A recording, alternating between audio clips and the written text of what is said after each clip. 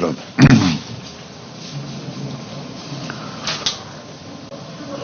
Entonces, esta participación de ingresos del IGB se repartiría de acuerdo a la población y se repartiría de acuerdo al PIB. Y esto se hace de acuerdo a un coeficiente alfa. Cuanto más se enfatice el PIB, más devolutivo es esta participación. Estamos premiando, estamos dando más dinero a esas regiones más dinámicas, más ricas. Y la simulación, esto es lo que muestra, hacia la derecha, con el alfa más hacia la población. Estas son las regiones que se benefician más. Hacia la izquierda, las regiones se benefician más con respecto al PIB. Pero en el caso de Perú, existe una correlación bastante alta entre el PIB regional y la población regional. Entonces, este parámetro no tiene tanta importancia en la división. Y esto sería los fondos que irían a cada una de las regiones. De La Libertad, Piura, Arequipa, Callao, Cusco, Cajamarca, ahí están. Mientras, naturalmente, regiones más pobres o menos pobladas, Madre de Dios, Tumbes, etcétera, Moquegua no es que sea pobre, pero Moquegua es más pequeña. Amazonas. Y esto sería el dono básicamente del IGB. Esto es como se quedaría la distribución de ingresos entre el gobierno central y los gobiernos regionales. Por último, la tercera pata sería la creación de esta transferencia de igualación. Y ya, sin molestarles mucho, prácticamente todos los países del mundo tienen una transferencia de igualación a nivel regional y a nivel local. Y hay distintas metodologías que se utilizan. Pero sabemos bien, por la experiencia de otros países en el pasado, que lo que no podemos hacer es tener transferencias basadas en gastos actuales y ingresos actuales. Porque si hago una transferencia basada en gasto actual menos ingreso actual, los incentivos son perversos, ¿no? Yo gasto mucho más, recaudo mucho menos y me das más transferencia. Por lo tanto, es necesario que calculemos, en vez de gasto actual, necesidades de gasto. En vez de recaudación actual, recaudación potencial. Lo que llamamos capacidad fiscal de las regiones. Y todas estas metodologías, nosotros pensamos que se puede aplicar la metodología en Perú. Existen datos, que es la metodología esta última de la brecha fiscal. La brecha fiscal es la diferencia es muy intuitivo, muy sencillo, cuántas necesidades de gasto tengo, cuánta capacidad tengo fiscal, la diferencia me da la brecha fiscal, cuanto más brecha fiscal tengo, más debo recibir. Cuanto menos tengo, menos debo recibir. Y si la brecha fiscal es negativa, vamos a ver que lo es para algunas regiones en Perú, no debo recibir ninguna transferencia de igualación. ¿Por qué? Porque relativamente hablando ya soy lo suficientemente rico para autofinanciarme. ¿Okay? Bueno, esto es una experiencia internacional, distintos países que se enfocan en una cosa o en la otra, no es muy relevante, pero esta es la definición básica. ¿Qué es la necesidad de gasto? Pues la necesidad de gasto es la cantidad mínima estándar para que el gobierno regional pueda satisfacer las necesidades de sus residentes a un nivel estándar de servicio. No es a eso de decir, es que no tienen capacidad de gasto o que no tienen cobertura. Estamos hablando con expertos y nos dicen, no, en salud no le podemos dar dinero porque no tienen clínicas. Y decimos, no tienen clínicas porque son pobres. Entonces, no solo le podemos dar dinero si pueden gastarlo si tienen clínicas. Entonces, no. Nosotros no estamos mirando a la capacidad.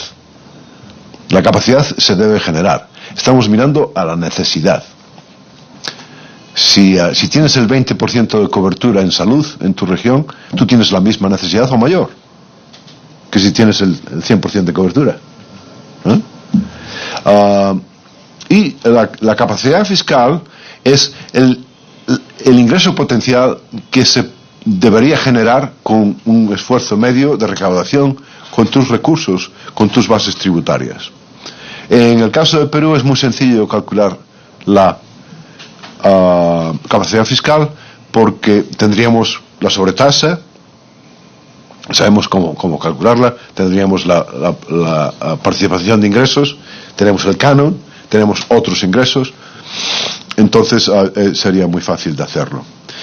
La dificultad radica en la estimación de necesidades de gasto.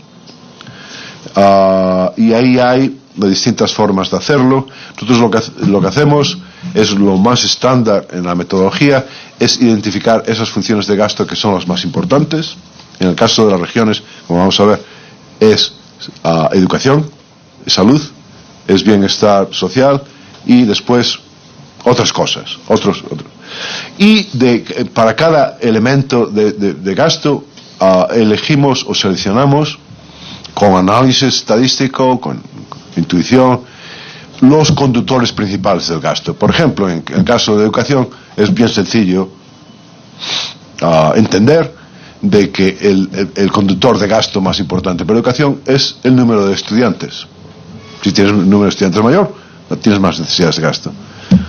¿Qué más? Bueno, pues también puede ser, por ejemplo, el nivel de pobreza de las regiones que puede generar más necesidades de gasto. Entonces, basado en estos conceptos, estimamos, proyectamos estas necesidades de gasto. Y esto es precisamente las funciones acumuladas. Vemos que en el caso de las regiones, el 56% del gasto es educación. Acumulado con el 27% de salud, y si añadimos previsión social, ya estamos hablando del 91% de los gastos realizados a nivel regional. Las otras categorías son menores y pensamos que se pueden determinar de una forma más sintética. Bueno, estas son regresiones y análisis que justifican la utilización de estos conductores. Y aquí están los conductores de necesidades de gasto. Para educación decimos que es pobreza extrema y población de 3 a 16 años. Para salud es población de 0 a 4 años y mayores de 65 años. Provisión social es pobreza extrema. Para nuestra sorpresa, esto no es un conductor extremadamente potente, y tenemos el resto de la otra población.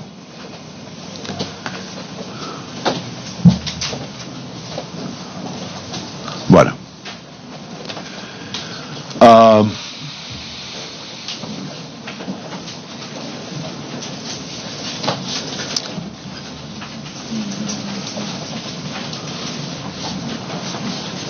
al final del día, lo que tenemos es estas estimaciones de necesidades de gasto por región en soles per cápita, que vemos que hay bastante variación, casi de la más baja a la más alta, casi el doble.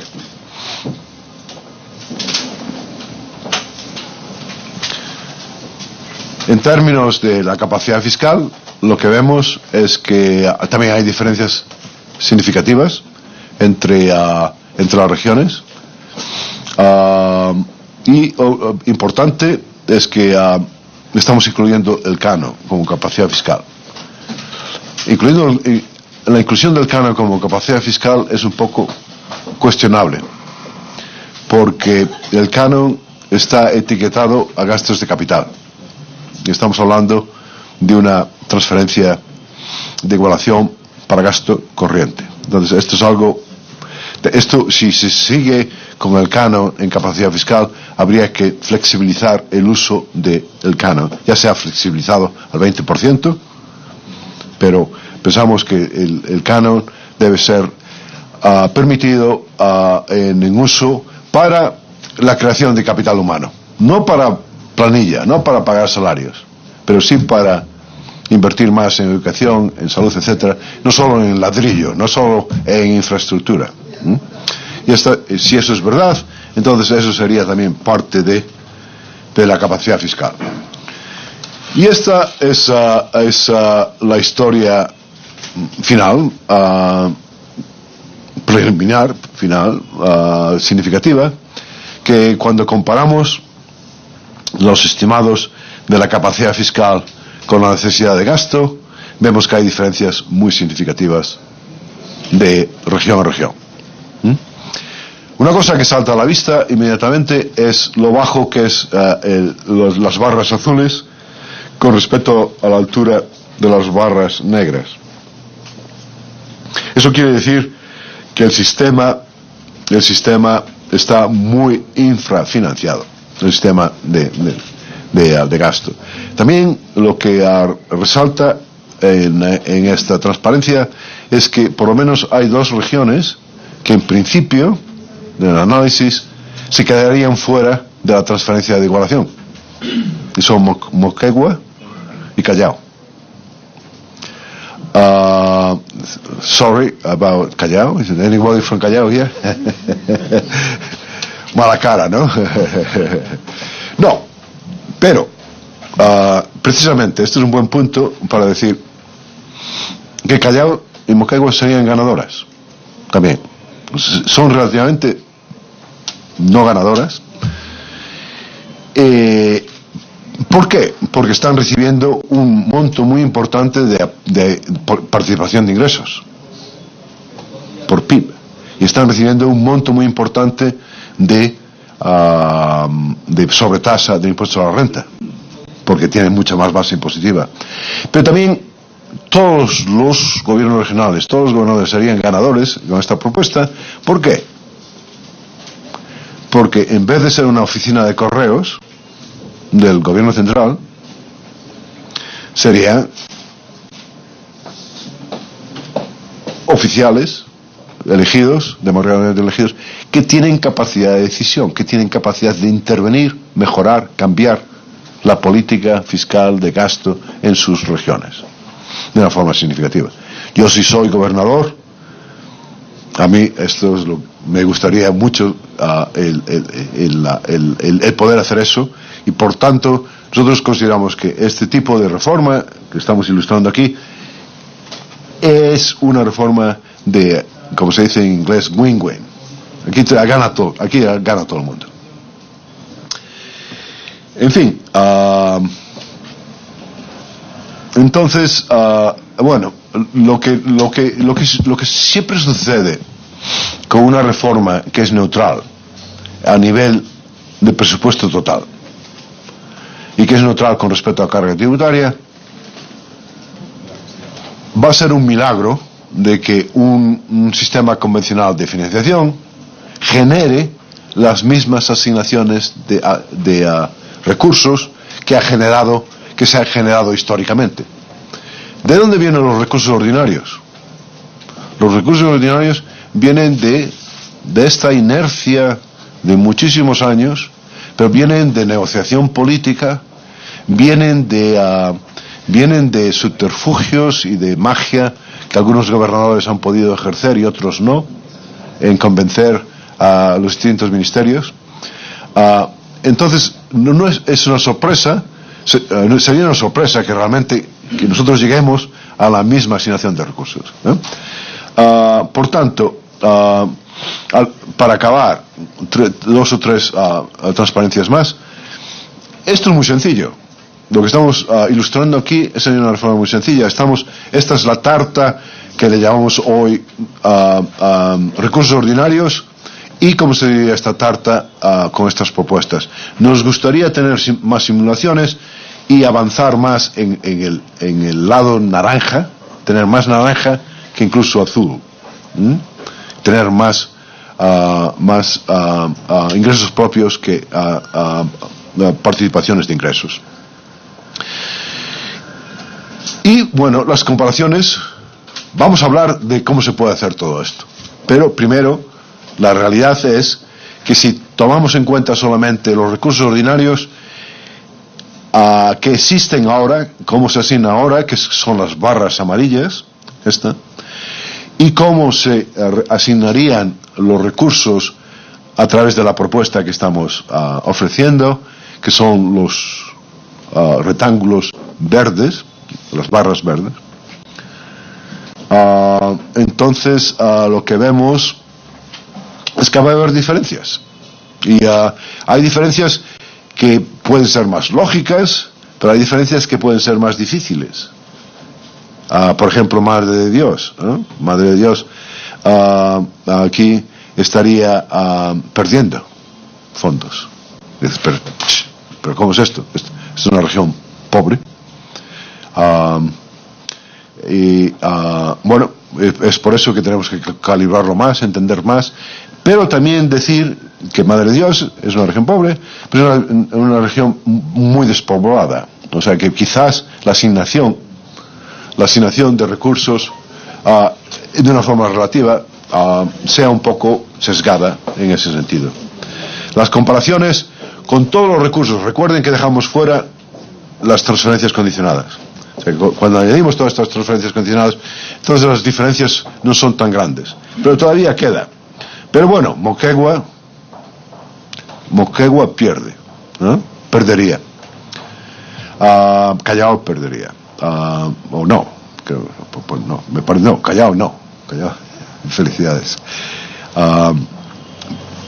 Seriamente, lo que vemos es que, bueno, el mapa sería reconvertido. Sabemos que lo que estamos ofreciendo es progresivo, en general, con este nuevo sistema de financiación. Si tienes menos ingresos per cápita, en la región recibes más, en términos de financiamiento.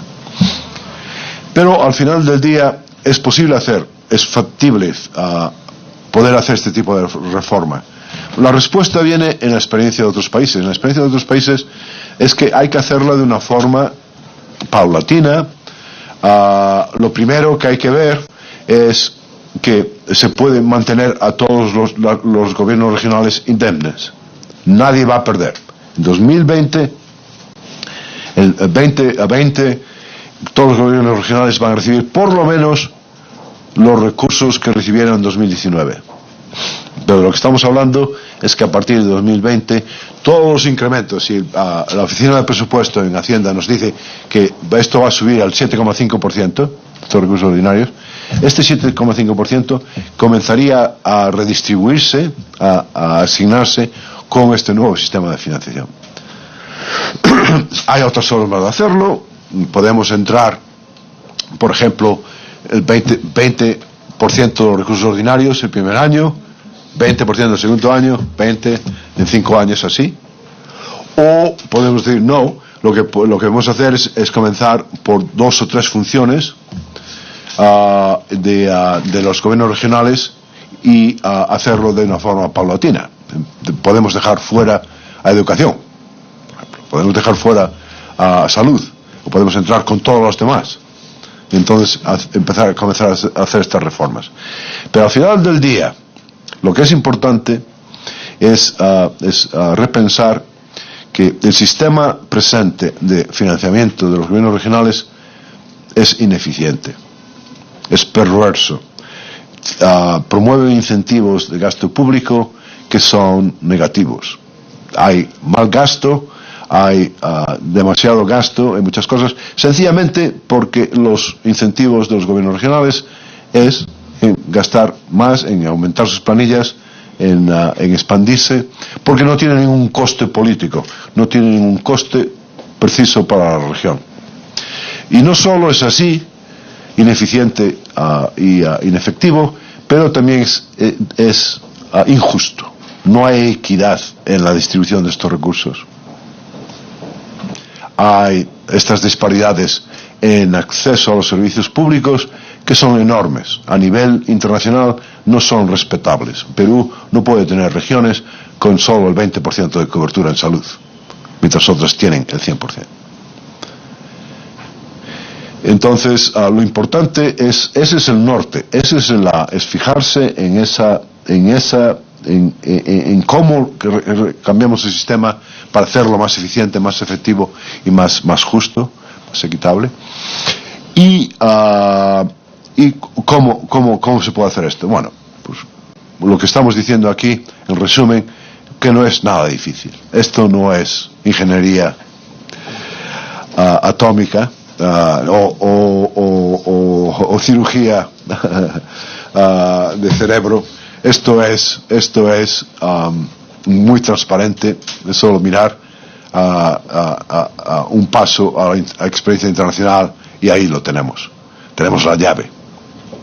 Pero bueno, todo cambio es difícil y esto es lo que decimos, va a requerir acción audaz y va a requerir una voluntad política enorme. Y ahí lo dejo. Muchas gracias por su atención. Muchas gracias, agradecemos la participación de nuestro consultor Jorge Martínez Vázquez. Saludar a todos los presentes. Hemos tenido ya una reunión programada temprano, pero el día de hoy estamos acá. Soy presidente de la Comisión de Descentralización. Agradecer la presencia de nuestro colega César Villanueva, quien tiene, aparte de ser congresista, ha sido premier de este importante gobierno actual y también es gobernador. Así que quién más con su experiencia en tema de gobiernos regionales, contar de verdad con tu presencia es importante. Saludar también al senador de Colombia, Juan Manuel Galán, muchas gracias por su presencia, y a todos los asesores, a toda la parte técnica también de la comisión que el día de hoy nos acompaña. Siguiendo con el punto de agenda, ¿quién tiene uso de la palabra? Sí. ¿Sí? Sí, ¿algún comentario de alguna otra persona que quiera hacer uso de la palabra? Sí. ¿Congresista Villanueva?